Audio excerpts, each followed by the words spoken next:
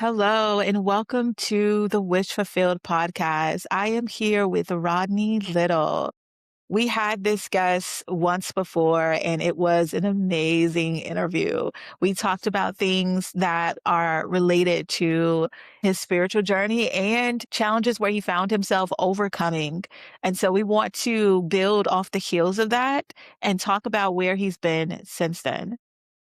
Rodney, tell us about your spiritual journey as it is right now, and where do you find yourself nowadays? How is it different from where you were? Would say my spiritual journey has gone from writing in normal script to cursive.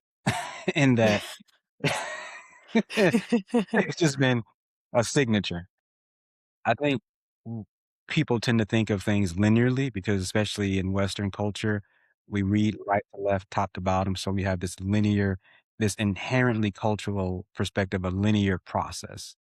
And spirituality is anything but linear. If anything, it's dimensional, has depths, has movement, right? And what it means is I've been on one of the most amazing journeys of my life. And we would have been told or would have been said a journey of self-discovery. And it's actually been a journey of remembering and understanding and appreciating my authentic self. I have been fortunate to speak with a lot of men lately, a lot of men and women, but most primarily men.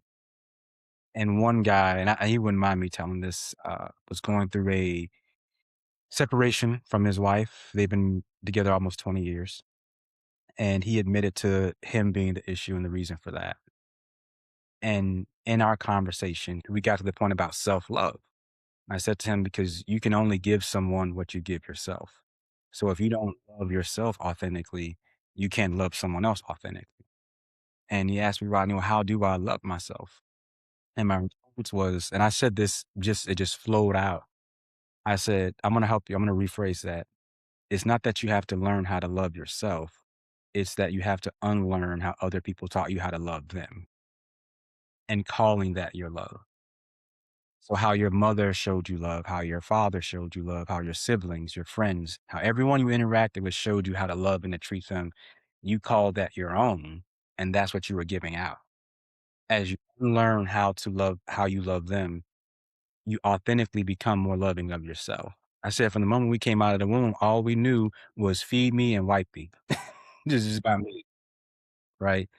So that is the sum of where I've been, which is the unlearning and remembering process, becoming who Rodney has always been for himself, absent of all of the influences that have been around him for his whole life. And I'm speaking in the third person, but it's me. And it has been a journey full of highs and lows, but each low is higher than the last. And I no longer stay in those lows as long as I used to. There is a there's kind of a set of mantras that I live by. One is that everything is always working out for me, regardless of what's happening, right? So everything is always working out.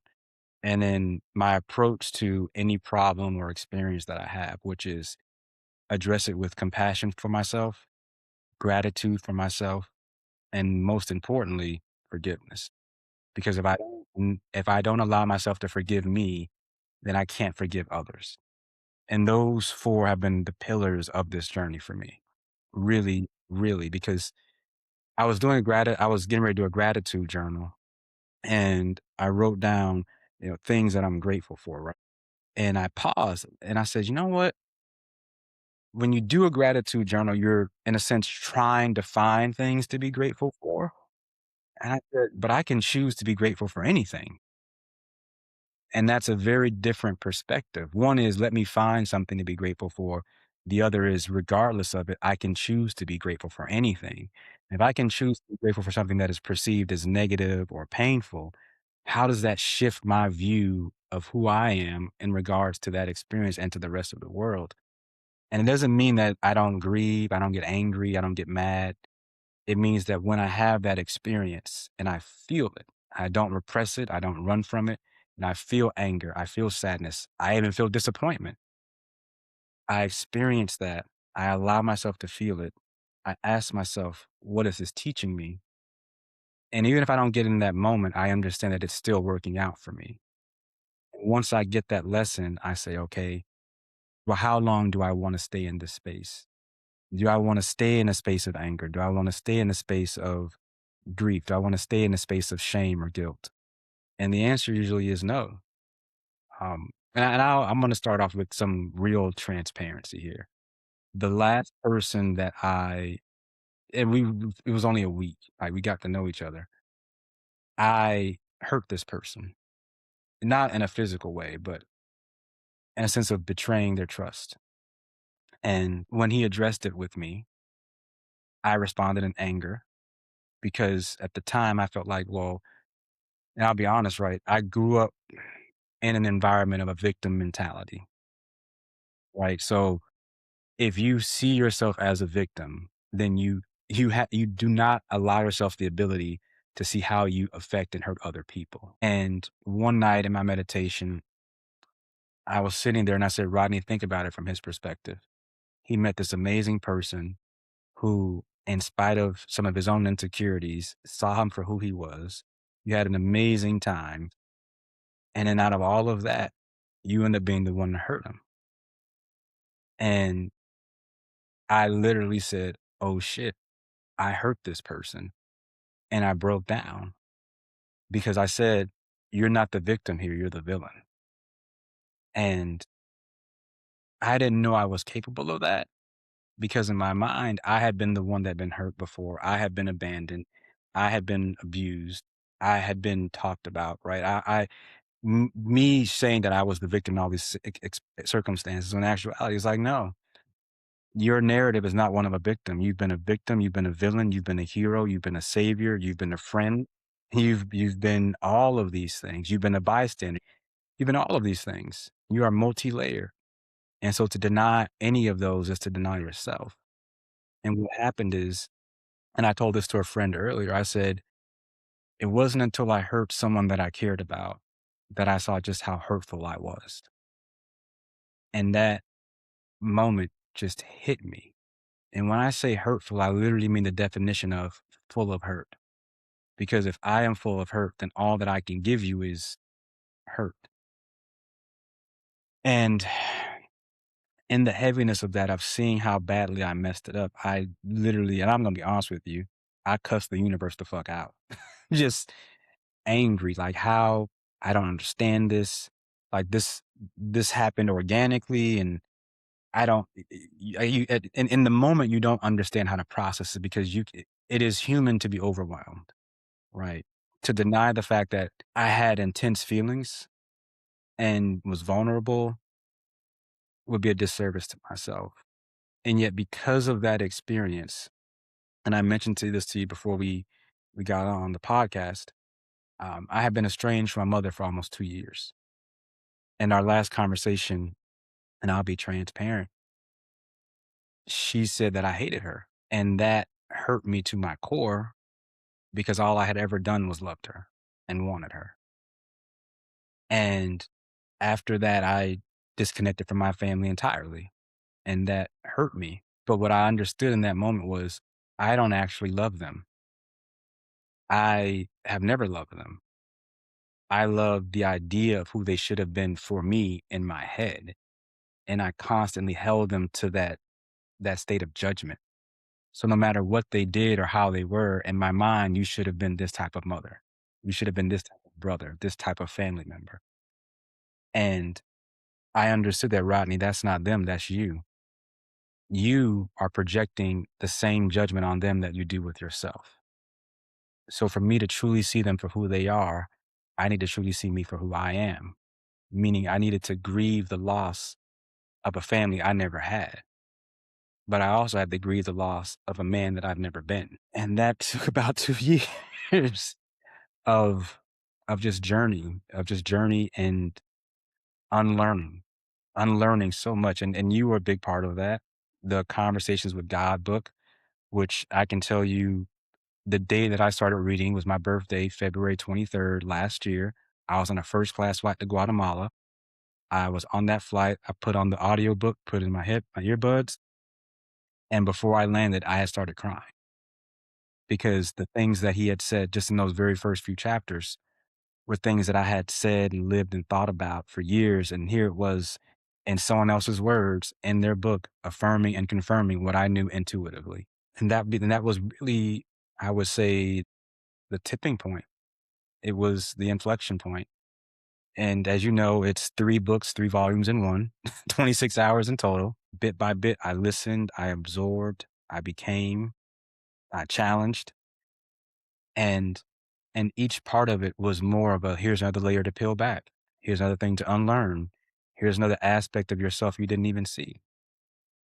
And I'm gonna skip over a couple things, but I'm gonna fast forward till this past Sunday. My mom reaches out to me and sends a message.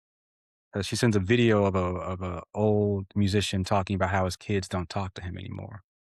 And coincidentally, in one of the men's groups that I'm in, there are several fathers who have that same scenario where because of how they raise their kids or the absence of them in their lives, they don't speak to their children or the children won't speak to them. And so here I am in the opposite of that, where I am the child not speaking to the parent. And being transparent, I was on some some recreational substances to say the least. And I said, if I talk to her now, I'm completely vulnerable. I'm completely open. I have no guards up. And I'm sitting there questioning whether I should call her now or whether I should wait later until I kind of come out of that space. And I asked myself, Rodney, why don't you want to talk to her now? Well, because if she says she could say something that hurts me. And in that moment that I said it, I said, but didn't you just hurt someone else? And it was like humbling. humbling.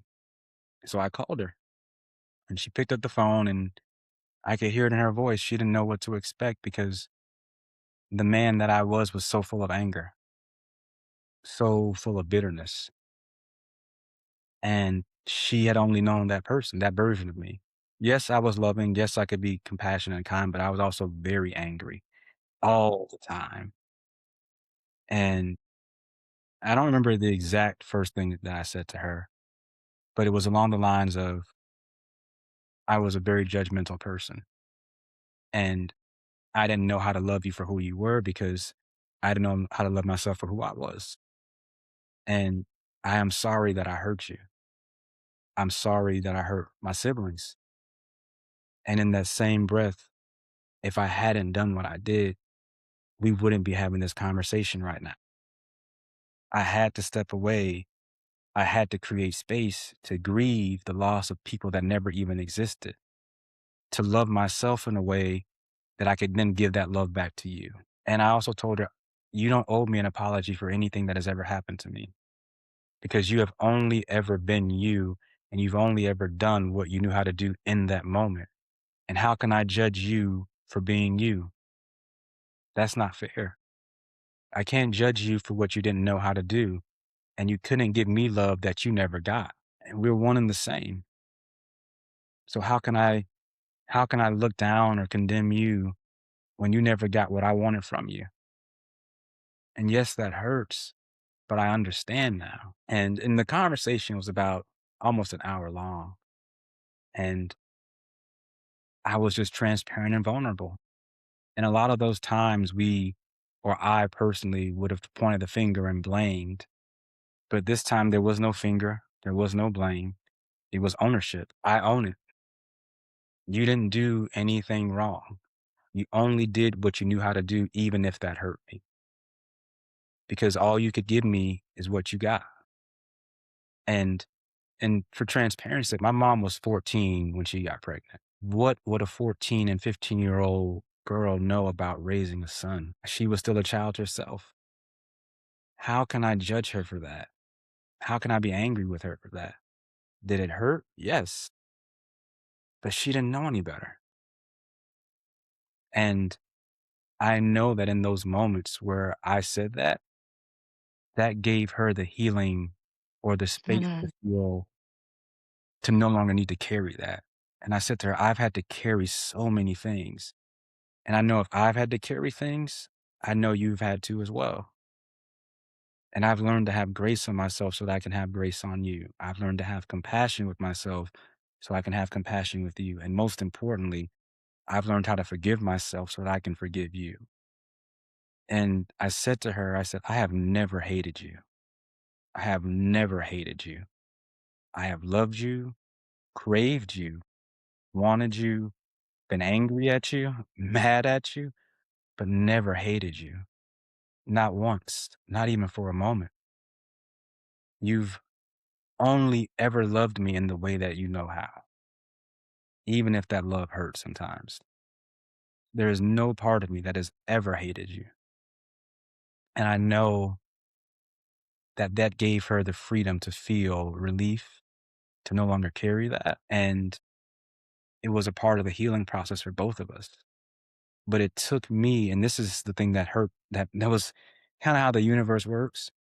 It took me hurting someone that I cared about to shatter my ideology that I was a victim so that I could then see how I was hurting the people that I cared about. And yeah, that was this past Sunday. It was an hour conversation and it wasn't heavy at all, which is different for me. It was catharsis.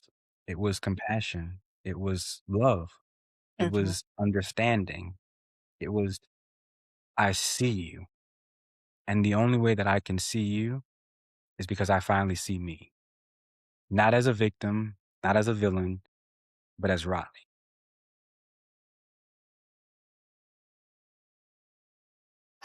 That was quite amazing for a number of reasons.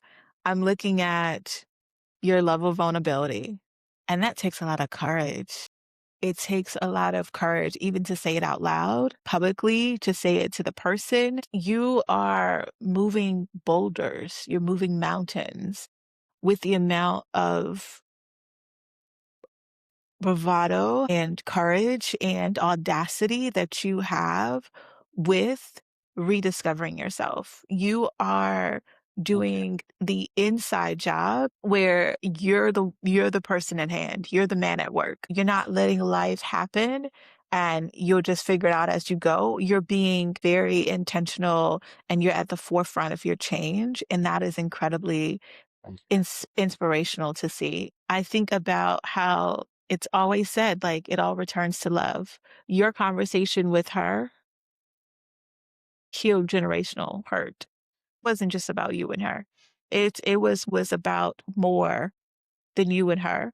Because as she walks away with a lighter heart, because you walked away with a lighter heart, as she walks away with a lighter heart, she could then in turn begin to heal other people and have compassion for other people and be honest and show that same level of bravery and honesty and vulnerability that you showed. And so that is to be completely lauded and applauded. The other piece is the great mirror, how our reality is just a mirror of what's going on internally on the inside. And you did not look away from that mirror. You did not like deny what was in there. You looked it straight in the eye Thank you. and pulled that person out. Yeah. Thank you. Beautiful. So beautiful. It also makes me think about the work that we all came to do in our ascension. And this is what you're talking about is an example of doing the work for ascension. Like, imagine how many additional lifetimes you would have had to come to just recover what you just did with just an hour of time, a moment of reflection. Thank you. I'm gonna tell you a story that so all of the past 3 weeks, really past 3 to 4 weeks have been it was almost like, here's a lesson and experience, here's a lesson and experience, here's a lesson and experience, here's the test. Who will you choose to be after these experiences, right? Because at every moment, I am choosing to be myself in some way, form, or fashion, right? It was getting to know someone, and I don't know if have you heard of the term breadcrumbing before? I know you're married, so you probably don't know this term. So breadcrumbing in the dating world is when you meet someone, you hit it off, and all of a sudden the conversation, the text, and the communication becomes fewer and fewer. So where we may have been texting several times a day, it's now twice a day, once a day, every other day, every 2, 3 days. Or I've been busy. I fell asleep as soon as I got home. I closed the door, fell out and collapsed, like that kind of thing. Mm. And I got upset because I was like, okay, we got a good vibe. What's happening, right? And I said, okay, right. Well, this anger is your anger. It's not theirs. And why are you angry? So I sit down. I was like, oh, let me sit with this feeling. And so, okay, before I even go there, I realized that, and I'll be transparent, right? Like I used to depend on external things for comfort, right? And some people, it may be alcohol, it may be smoking, it may be gambling, drinking, whatever. And so, whenever I feel a desire or urge to find that outside comfort, I pause and ask myself, if I am desiring for comfort, that must mean that part of me is in a state of discomfort, trying to find an equilibrium. So instead of going outside of myself, let me sit with this discomfort. And so I said, okay, there's anger here, but why am I angry? And I didn't want to dissect it. I want to just be angry, right? And that's human because It's okay. angry, and that's okay. If I stay angry, I feel justified, right? Now I can go on TikTok, Instagram, or Facebook, or X, Twitter, type up some stuff about how people aren't good, all that stuff, right? Get some likes and retweets or whatever. But I said, no, I'm going to sit with this. And I said, okay, well, what's behind this anger?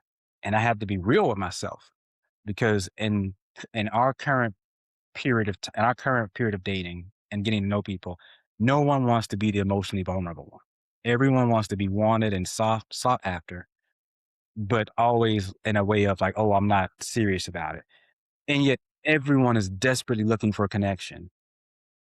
And there's so many people online posting about it, but no one wants to be the one vulnerable and open up to say, hey, I actually want to spend time with you. So I said, well, Rodney, what it is you feel like you're prioritizing him and he's not prioritizing you. And then I stopped and was like, I just met this person. How is it that I want them to come in my life and make me a priority? I don't know what's going on in their life. They don't know what's going on in mine. I don't even know how their communication pattern is. And then I said, well, why do you want them to prioritize you? Has there ever been a moment in your life where you weren't prioritized?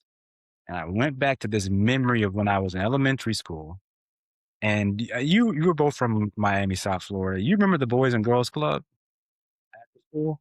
So after school, you get on the bus, they take you to the Boys and Girls Club. And my family had this really interesting habit of just forgetting my ass. So they would let me go there, and 8, 9 o'clock at night, I am the last child there with one person calling my family saying, please come pick up Rodney. And it hit me. Though that was not the only time, that was the genesis of me feeling unwanted and forgotten and not prioritized.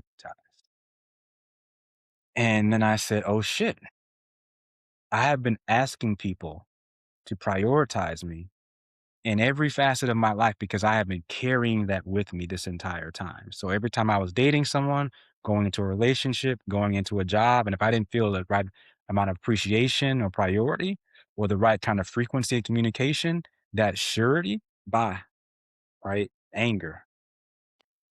It was realizing that because of moments like that with my family where I felt forgotten, unwanted, ignored, and not prioritized, I carry that with me wherever I went.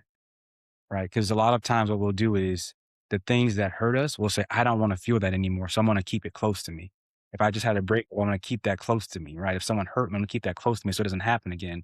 Not realizing that by keeping it close, you are literally carrying it wherever you are with you. And I said, oh shit, I have been asking everyone in my life that meets me to automatically prioritize me because that little boy is still scared that he's going to be forgotten. And I had to sit with that. I had to really sit with that and grieve that. And I said, okay. And I've developed this sense of humor where my mind automatically will search for the positive in something just for a balance, not a gooder thing, just to balance some of it out.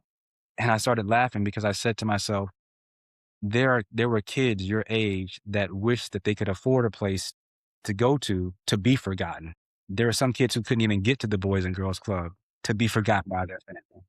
And so and this is like a 2-hour conversation with myself. So I go in the bathroom, I look in the mirror, look myself in the eyes. That's right. I'm going to have compassion, attitude, and forgiveness. So I say, I need to have compassion on myself for that little boy who felt unwanted, forgotten, neglected, and not a priority. I am going to have gratitude because I get to go back and sit with him and give him that love that he needs and give him that safety that he needs. But then came the forgiveness. I'm like, well, why do I got to forgive myself for being like left behind, right? For being abandoned. And it was forgiving myself for caring, for keeping it close. But then there was a specific aunt who was the one that always forgot me. And it went back to her at my grandmother's house abusing her oldest son. And I remember her hitting him in the stomach, calling him ugly, which as a child, I didn't understand because everyone said they looked just alike. And I said, I got to forgive her, not only for being the one always forgetting me, not only for making me feel unwanted, but now for what she did to him. And how do I have to, why do I have to forgive her for that? And I said, no, Rodney, you have to forgive yourself. For what? For feeling responsible, for feeling like as a child, you should have done more to help him, for feeling like you should have had power in a situation where you were never meant to have. And I cried. I cried.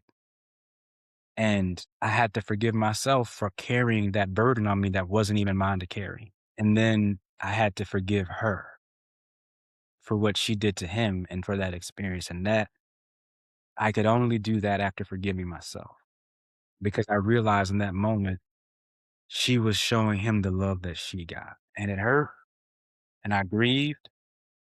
And this is where the next lesson comes in because I told this story to a very good friend of mine on a Sunday. That experience happened that Saturday. This was on a Sunday. That Monday was my birthday. That Tuesday, that same friend who I told this story to said, hey, we're going to go to dinner tonight because several of us have birthdays that are consecutive. And I was like, cool, bet I'll be there. 45 at night. I'm at my men's group. I text him, hey, what's the move for dinner? And he responds, oh, we've been eating since 4 o'clock. So none of us are really hungry. So we're just going to go to the bar and drink at 10. And I didn't say it, but the word bitch just flashed across my face. And I was like, I am a hungry black man right now. And you mean to tell me we not going to. And this happened while I'm in my men's group. And I said, I cannot bring this energy in here because they are not going to have any understanding as to why I'm angry. So I compartmentalized it. I texted him. I was like, you know what? That's good. That's cool. I understand. Have a great night. And he responded, thanks, friend. And anger, right? Went home that night, didn't go home till 11. So I hadn't, now mind you, I pretty much haven't ate that entire day. Plus I worked out. Got home, mused on it, woke up that morning and actually cried because I said, I literally told this man who was one of my close friends how being forgotten triggered me. And he did the exact same thing. And then it dawned on me, it was like, Rodney, these are all your feelings. I realized that this person, this friend of mine, grew up an only child. He's never had responsibility for anybody else but himself. He doesn't even know. And I said, what you're really upset about is that he didn't communicate like how you would have communicated. Because if it was you doing it, you would have been on top of it. But he's never been that person. And all you got to see is you're being angry at him for being him. I don't even know what to do with these feelings. Because how can I be angry at someone for being exactly who they've always been? And who is upset is me. He's completely fine right now. So I got over that. And then I'm going to tell you exactly how he is, this person. That Friday, I was out with our mutual friend, Michael. We were at dinner, like 11:45 at dinner, having drinks. That friend texts me at 11:45 p.m. saying he's having brunch at 2 p.m. the next day. Here's the invitation. That was one of those moments where it's like, and it was like, see, this is him. What you got angry about was that he wasn't you. And so what that taught me was the feelings that I had when it came to my family. It wasn't about them, it was about me. It was about me seeing them thinking they should be a certain type of person that I was projecting on them. So all of these things happened in this particular order for me to be able to have that conversation with my mother. And I had so much gratitude after that because there were moments in that in those moments of pain where you don't understand, where it's like this doesn't make any sense. I don't know what I'm feeling, but you don't repress it. You explore it. And the way that I say it is, again, Western culture teaches us that things are linear. So there's happiness and sadness. There's good, there's bad. It's a line. That's not true. That's not emotions. Emotions are like the ocean. They're all connected. Sometimes there's waves, there's calmness, sometimes there's storms. But you can be happy and sad. You can be angry and laughing. You can be joyful and curious at the same time. At one point, I was like, I don't even know what I'm feeling because I'm feeling a bunch of them at the same time. I'm happy that had this realization, but I'm sad that I'm hurting. And I'm both of those at the same time. And so I've embraced that and that my emotions are three-dimensional, just like me. They're not linear. So I can feel a multitude at once for an extended period, and I can allow them to show me in ways I didn't even understand. There's a quote that came out of one of my meditations where I said, "There are no parts of you that you do not understand, only parts you've yet to experience." Each experience allows me to remember an aspect of myself I have either forgotten or needed to unlearn. And I live with that. So I look forward to the experiences because each one is showing me myself in a way that I didn't even know before. And those experiences with those guys and that friend and the men's group is just showing me more of myself. And I have so much gratitude because a lot of people shy away from learning who they are because it's easy to be docile. It's easy to be a herd. All right. Let me just be quiet, be small, minimize myself to fit in. But that's not authentic, at least for me. For me, the way that I say it is I've never fit in fully, right? No matter what group I'm in. And you know the groups that I've been in. I have an amazing group of friends, great people in my life. But there's also this observationalism to me where I can be in it but simultaneously look outside of it and see the system for what it is.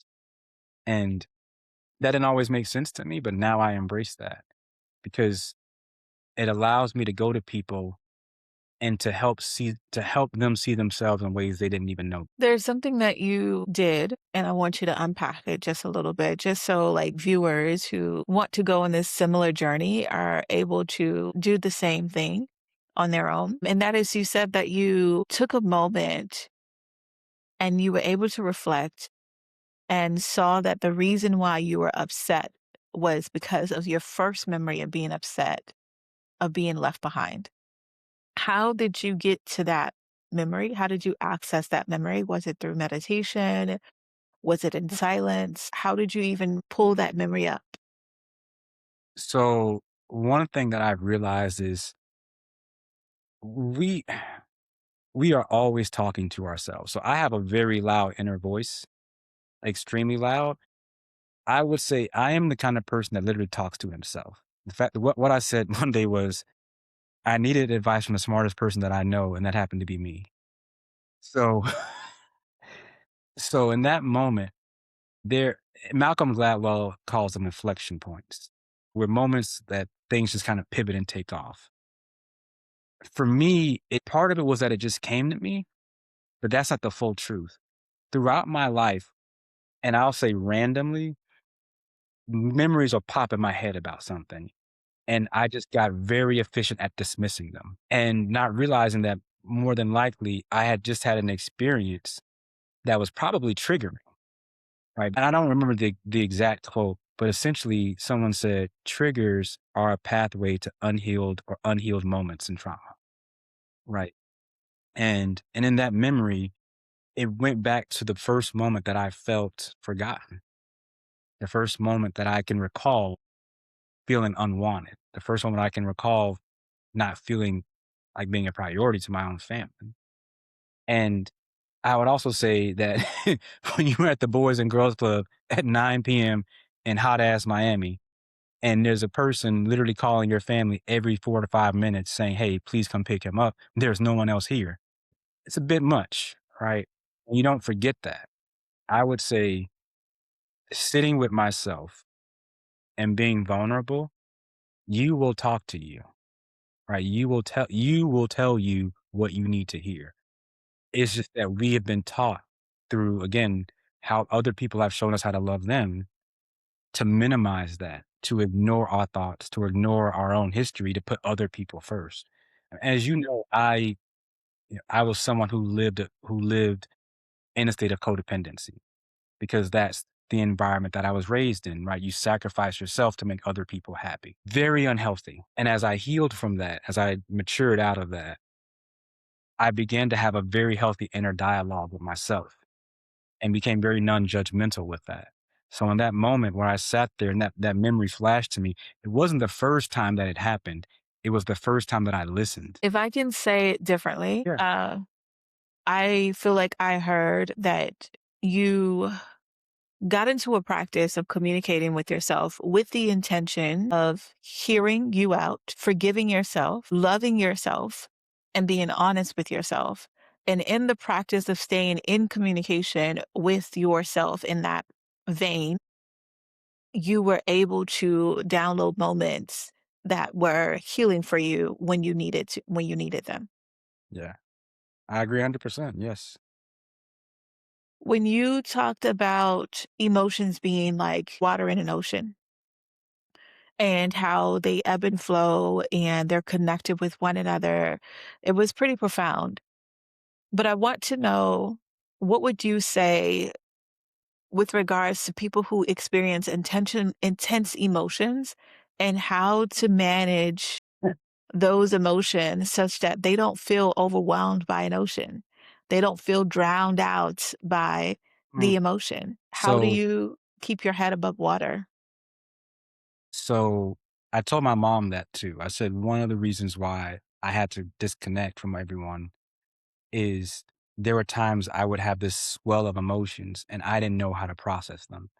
And it would just come out as anger when that wasn't really what it was. It was hurt. It was not being seen. It was feeling neglected. It was jealousy. It was all of it. I just didn't know. I have not been taught as a man, especially and as a black man, how to feel, process, and honor what I was feeling. To the question about the ocean, I'm going to give you a very clear example of what to do, and this is my own example. I remember being in meditation one day and being full of anger and physically, emotionally, spiritually, and mentally exhausted. I'm talking to no one in particular, saying, I wake up tired every day. No matter how much sleep I get, whether it's 10 hours or 4 hours, I'm tired. I'm constantly carrying everything. I feel weighed down no matter what I do. Like, I don't understand this. It feels like I'm always fighting the fucking ocean. Like, I literally saw myself in a storm. I said, I'm always swimming against the current. I've had to fight for everything that I've gotten. Everything is an uphill battle. Why? Like, why is everything such a fight? And I said to myself, I said, Rodney, and I'm looking at this visual in my head, right? I'm in meditation of me being in the ocean, fighting this storm. And I said, Rodney, you've got it wrong. You're not fighting the ocean. You are the ocean. You've been fighting yourself this entire time. Just go with it. Like, what do you mean, just go with it? What do you mean I'm the ocean? You are the ocean. Go with it. Stop fighting it. Go with you. If there's a storm happening within you, go with it. Let it take you to where you need to go. If it's calm, go with it because you'll always end up exactly where you need to be, even if it's not where you intended to go. Just go with it. Allow you to take you where you need to be. Surrender. Feel it. Be angry. Be mad. Be confused. Yell. Do all of it. And then let it speak to you and tell you exactly what you need to know. So when you feel those intense feelings, that's you literally trying to tell you, "Hey, I need your attention right now. We need to talk. Mhm. Feel this." Because behind that intensity are all the layers of those beautiful feelings that are trying to tell you about you. And in that moment, I was like, "Okay, I surrender because I'm tired of being tired." And I'm gonna give you a good example of that. I was driving in Atlanta, right? I was driving in Atlanta and somebody cut me off, as they do. And my normal reaction would have been to be angry, to be mad, maybe even follow behind them. And I paused. And this is the power. It's in the pause because you have a choice in everything that you do, right? Even if you're in a place where you feel like you don't have a choice, you have a choice. And I paused and said, okay, I can be angry right now, or I can shift my perspective and come at this from a different angle. So I literally said out loud, maybe they got to take a shit. Maybe Yeah. they crowning is right there at the peak, ass cheeks are gripped close, and it's poking out, and they are flooring. They rather book a ticket. They gotta get to the toilet. I'm a shy pooper. I get it. I can't go in public places. I will race home, break all the limits, speed limit. I might hit an old lady on the way. My bad. I gotta get to that toilet. Right. And and it was that moment that switched. It's like, okay, right. I don't have to stay angry. I don't have to stay mad. I don't have to be mad. And slowly but surely over time, each time I had a choice to be upset about something, I paused. Is this worth me being upset? It's okay to be upset. Do I want to stay upset? Do I want to bring this energy to people that have nothing to do with what just happened? Is that fair to them? Would I like that done to me? No. And it's okay to be upset, but I don't need to stay upset. And again, whenever someone's speeding in Atlanta, they got to take a shit. I get it. I'm the I same do way. the same thing. I just make excuses like they probably Yeah. late. I mean, it's true because first of all, I wanted to mention that anger is a secondary emotion. And it is the imposter for all the other primary emotions that a person might be feeling. And Yes. so it's really important to look at what it is and begin to dissect it. But I like to dissect it where I let go of the circumstance. Like he said and she said and he did and I did and I let go of that and just try to see me in all of it. And when I do that, then I'm able to unlock like, that hurt my feelings because of this, or I responded in this way because of that. And that has been very, very, very healing. But there's always a moment in time. We always have a choice, a decision to pause and Yeah. choose again. Because every decision that we make in life begins to split into different realities that we could possibly have. Like if you did get upset with the person in traffic and then got upset with them and raced after them, like your afternoon would be just Yeah. pretty blundered by that, you know? And so when you chose differently, you chose a different reality for yourself and being able to stand outside of the situation and be an objective observer Yeah. and ask yourself, what is it that desire in this moment? Knowing that the power is in your hand, that situations don't sway and move you, and you don't allow them to either. Like, harnessing that power every chance that you're able to do it and practicing it every chance you get. Every chance. It is a practice. And I think to the example we talked about, like with the feelings and everything, as you practice it, it becomes more of a reflex. It becomes more of a muscle memory, right? So now I don't even realize that I'm doing it. I just do it. I just choose, okay, what kind of person, what kind of man do I want to be in this moment? Do I want to be someone that's angry over this? No, no, because I'm not gonna remember this 30 minutes from now, an hour. Like that I remember that, and the only reason I remember that particular one is because that was the moment I made that decision to say, "Okay, he gotta take a shit or something." He or she, I don't know who's in the car. And after that, now it's just been reflexive. So it's happened many times, right? So now it's just reflexive. I mean, and I'll give you an example. I was headed to a outdoor fitness class one day, and the first time I was driving, someone was going like 100, nearly cut me off. I had to swerve. The second time I was looking for a parking spot, all happened one day, looking for a parking spot, and a young kid jumps out like on the street on a scooter and right in front of my car, and I slam on the brake.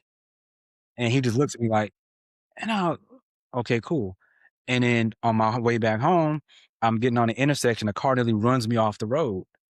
And that one just kinda like hit a little hard. And I was like, mm, got home, like, okay, I'm angry. All right, Rodney, do you want to stay angry? No, I don't. But what do I do? Okay, let's assess this and let's change our perspective. Little that young boy, he jumped out in front of you. How would you have felt if you actually did hit him? And then I said, it's because of how you drive and because of how you pay attention that you didn't. Shifted my whole perspective because of hurting someone like that, especially as a child, would have fucked with me. And so just in that one little perspective change, okay, I don't need to be angry anymore because that would have been so much worse. I would have felt so much worse. Even though it wouldn't have been my fault, would have felt worse. And so it's just to your point, right? Taking those pauses because, and I think like, especially like road rage, like I think there's several things behind that. One, when you start seeing more concrete structures built and lack of trees, I think that affects people, right? And then you've got congestion and you're in this confined space and like this. And so you want to get out of it. And and being able to and just having awareness of that, right? Having awareness of your environment and how it affects you means that I now can respond in a healthier way. Because historically, I have allowed my circumstances to dictate my responses versus understanding that I always have a choice, regardless of my circumstances, to choose how I respond. And those are two very different things. And the power is in the awareness, right? Like you said, the mirror. I'm not only looking outward, but I'm also looking inward, and I'm seeing that inside of me being reflected outward. So now, as long as I know that I get to choose at every moment of my life who I want to be in that moment, the circumstances, not that they don't matter, it's just that it's still my choice regardless, right? Like I am always choosing who I want to be in that moment, regardless of what's happening outside of me. And that concept at first was a challenge for me because I had to unlearn that my circumstances dictate my choices. No, I dictate my choices, always have. So yeah, that's how I address that now, which is pausing and allowing myself to say who I want to be in that moment. And I'll say this: I had a narrative in my head, right? That I call like the victim narrative, right? So when things would happen, I would go into mode that I'm a victim. And when you have people, including myself, who have dealt with addiction in the past, you feel like a victim to that addiction, right? You feel like it has a power over you. When in actuality, the moment you realize it, no, it's you making a consistent choice over and over and over again. Yes, there are chemical dependencies with certain things. I won't deny that. And in that same breath though, you can be detoxed. And now it becomes internally, where do I choose to get my comfort from? Do I get it from something outside of myself? Which is nothing wrong with that, but now I'm dependent on that versus understanding that something that may be discomforting inside me, I might need to address. I might need to sit with, to explore, even heal. And I'm not against like medication and things like that. I don't want to say that. It's more so knowing that you have autonomy over your life. You are the one guiding your life, not anybody else, not anything else. It's you. And for the longest time, I didn't realize I had that power. And now that I do, my life, it's just been beautiful. It's been It's been all of the colors, right? It's not black or white, it's turquoise, it's fuchsia, it's magenta, it's powder pink, it's lavender, it's all of these colors, sometimes at the same time, sometimes multiple colors. Shit, it might even be ultraviolet. I don't even know what I'm feeling. That's the beauty of it is I get to have these experiences, these moments, these little moments that shift me and and I see myself slightly different and I know myself in a way I didn't know the day before. And it's beautiful. You find beauty in the experience. And it's not about whether it's a good experience or a bad experience. I get to choose how I respond to this experience. So, regardless of it being good or bad, it still benefits me because it's still my choice. And I didn't always think that way. Which brings me to your mantra, everything always works out for me. How did you land there? Part of it came from the Conversations with God series, part of it came from understanding that how I perceive things changes my reality, right? Like I can change my reality. And people are like, well, no, you can't. I can't change who's president. Okay. But you can change how you view it. You can change how you how you feel about it, right? And, and when I go back to what I'll say is, again, I was a person that believed that my circumstances dictated like my choices, my experiences, my outcomes. And I said to myself, okay, I don't I don't think that anymore. I've seen that if I pause and assess and make a choice, that things change. Uh, I I was going to a fitness class. I took a substance, I'll just say that. And I realized how much warmer I was. I felt less guarded. I felt more inviting, more welcoming. And I noticed how people were responding to me differently. And I was like, wow, I feel so much warmer. I don't feel as cold. And I said, well, Rodney, you can be this whenever you want. This is just showing you that you can. You don't need this. You can be this. So if you want to be a more warm, inviting, and welcoming person, then be a more warm, inviting, and welcoming person. If you want to be a happier person, then be a happier person. And so I started doing that. I started being more vulnerable. In fact, I realized something one day recently, and this is all going to tie in together. For most of my life, people felt very far away. I felt like I couldn't really connect with people. And it dawned on me, it's like, well, the reason people feel far away is because you've got that many layers guarding you. So no matter how close they get, you got guard after guard after Mm. guard after guard after guard after guard between you and them because you built all those things to help you feel safe. But you no longer need them, but they're still there. And part of that unlearning is allowing those guards it is allowing myself to say thank you, but I no longer need you. To have gratitude for those spaces. And so that helped me to become that warmer person. And as I became that warmer person, as I began to build a healthier community, as I began to be more important in my own communities, I started seeing how I view things, how I perceive things changes. So even if an experience that I once saw as negative happens, I'm like, you know what? No, I can choose to be grateful for that. I can choose to benefit from that. And it doesn't have the same sting. And that began to transform into, well, if I can choose to be grateful for anything, then that means that everything is always working out. And at first I said, everything is always working out for me, even if I don't like it in the moment. And then I said, no, I've graduated. Everything is always working out for me, regardless, right? Because once I got rid of the notions of good and bad, because they're 100% subjective, what is good for me may be bad for you.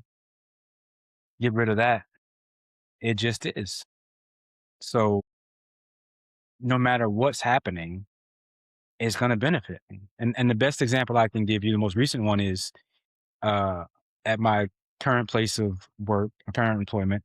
I was told I'm getting a new director, and the old me would have like panicked and got nervous and all these things, right? And I paused. I was like, Rodney, you used to disaster plan all the time, and none of that should have happened. Right? Growing up in traumatic environments, you learn to do that, to Mhm. prepare for the worst. But what if you did the opposite? What if you prepared for the best? What if this man loves you? What if they want to bring you on from consultant to full time, right? What if, imagine the best possible scenario happening and then sit with that feeling, let yourself bathe in it, feel the good, feel the happiness, and attract that and be that. And even if it doesn't happen, you're still going to be okay. It's all going to work out. And so that's how I got there. Right? Through that process of learning that regardless of what happens, I get to choose how I want that experience to affect me. And if I get to choose how any of my experiences affect me, then they're all working out for me. I want to thank you for sharing all of the nuggets that you shared today, your vulnerability, your honesty, your process that I'm sure is going to help so many people as they begin to reflect on their own lives. One takeaway that I picked up from what you spoke about today is the repeated theme of loving yourself Mhm. and acceptance of yourself in all of it, the good, the bad, the ugly. Fully embracing you is the elixir to shifting your life in such a way where you feel like life is sustainable, like life doesn't feel unbearable, but it feels like you are the captain of your ship. I Yeah. wanted to underscore that today, and I wanna also thank you for your time and know that you're always welcome back on this podcast. Love having you here. Love what you have to share. But before we close, can you let us know what you may have going on? What's next for you? Ooh, yeah, so a lot of things. I am in the process now of starting to do public speaking, so I've joined a group that works with that. I I've been told that I actually don't even need to do it, but I figure, what the hell, why not? So that's on the map. I have a